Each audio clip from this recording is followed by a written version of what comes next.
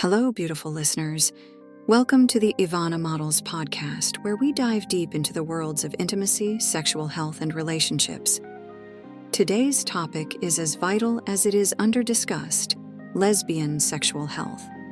Whether you're here as someone on the spectrum of queer identity, a curious ally, or just someone looking to broaden your understanding, you've come to the right place. Let's explore, educate, and empower together. First things first, let's talk protection. Dental dams are a great option for oral sex, but honestly, they're not the most popular because of how cumbersome they can feel. However, creative solutions like using condoms cut open as barriers can work just as well. And don't forget to clean any toys you're sharing between partners with soap and water, or use condoms on them. And here's a tip: communication is key.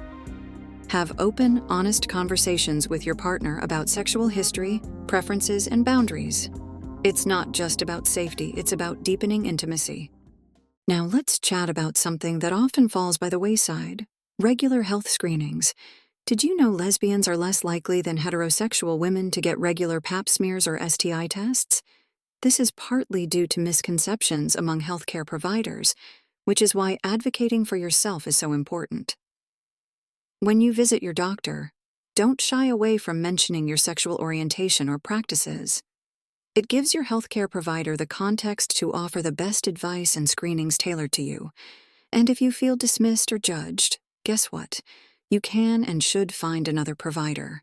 You deserve care that affirms and respects you. Building emotional and sexual intimacy.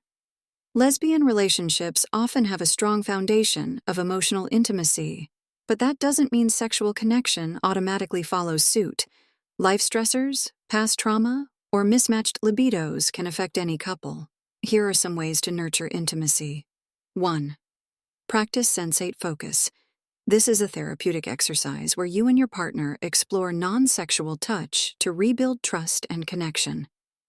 2. Explore new fantasies together. From role-playing to trying new toys, keeping the bedroom exciting can deepen your bond.